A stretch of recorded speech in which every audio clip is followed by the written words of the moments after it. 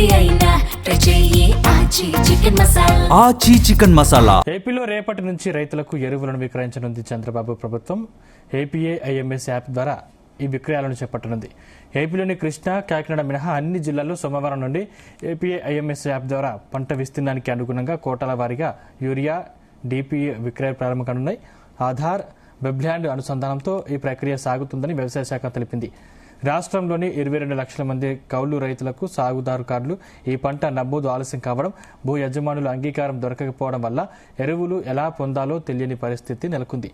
ఈ సమయంలో యాప్ ద్వారా ప్రభుత్వం రైతులకు తగిన సహాయ సూచనలు చేయనుంది.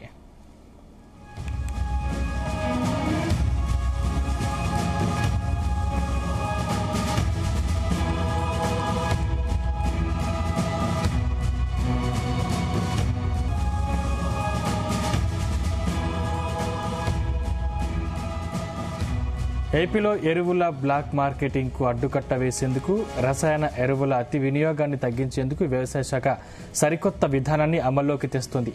రైతుకు ఎంత పొలం ఉంది, అందులో ఏ పంట సాగు చేశారు, దానికి శాస్త్రీయంగా ఎంత మోతాదులో ఎరువులు అవసరం అనే లెక్కల ఆధారంగానే ఇకపై ఎరువులను విక్రయించనున్నారు. ఇందుకోసం ప్రత్యేకంగా రూపొందించిన agriculture produce and inputs management system APAIMS app ద్వారా రేపటి నుంచి రాష్ట్ర వ్యాప్తంగా యూరియా, డిఏపి విక్రయాలు ప్రారంభం కానున్నాయి. అయితే పైలట్ ప్రాజెక్టు కింద కేంద్ర ప్రభుత్వ యాప్ను అమలు చేస్తున్న కృష్ణా, కాకినాడ జిల్లాలకు మాత్రం ఈ ఏపీఐఎంఎస్ యాప్ విధానం నుండి మినహాయించారు.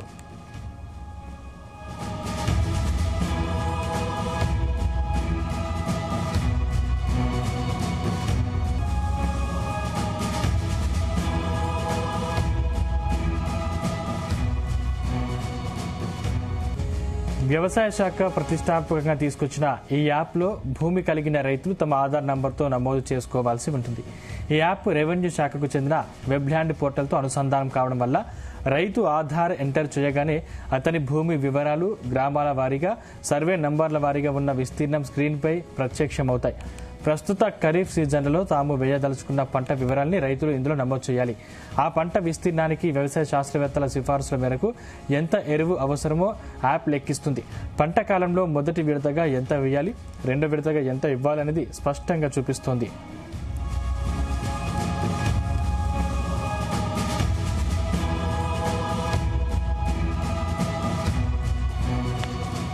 అక్కడే స్థానికంగా అందుబాటులో ఉన్న ఎరువుల దుకాణాల జాబితా ఉంటుంది. రైతులు తమకు నచ్చిన దుకాణాన్ని ఎంచుకుని రిజిస్టర్ మొబైల్కు వచ్చే ఓటీపీ ద్వారా దుకాణదారుడి నుంచి నిబంధనల మేరకు విడతల వారీగా ఎరువులు కొనుగోలు చేయవచ్చు. అర్హులైన వాస్తవ సాగుదారులైన రైతులందరికీ పారదర్శకంగా ఎరువులు అందించేందుకే ఈ డిజిటల్ విధానాన్ని తీసుకొచ్చినట్లు వ్యవసాయ శాఖ తెలిపింది.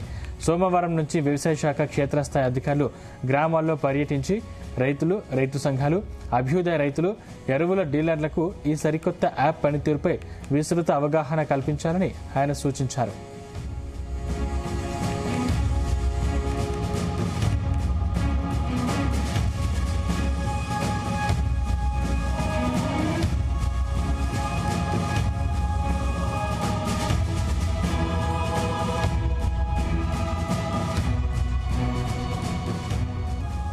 ఈ యాప్ విధానం సొంత భూమి ఉన్న రైతులకు సులభతరంగానే ఉన్నప్పటికీ రాష్ట్రంలోని సుమారు 22 లక్షల మంది కౌలు రైతుల పరిస్థితిపై తీవ్ర ఆందోళన వ్యక్తమవుతుంది. యాప్ పూర్తిగా వెబ్ల్యాండ్ ఆధారంగా పనిచేస్తుండటంతో కౌలుదారులకు ఎరువులు ఎలా లభిస్తాయనేది ప్రశ్నార్థకంగా మారింది. ప్రభుత్వం ఈ పంట నమోదు, సాగుదారు హక్కు కార్డుల ఆధారంగా కౌలు రైతులకు ఎరువులు అందిస్తామని చెబుతున్నప్పటికీ క్షేత్రస్థాయి వాస్తవాలు భిన్నంగా ఉన్నాయి. రెవెన్యూ, వ్యవసాయ అధికారులు సిసిఆర్సి కార్డుల జారీ ప్రక్రియను, ఈ పంట నమోదును పూర్తి చేసేసరికి జూలై లేదా ఆగస్టు నెలలో అవుతాయి.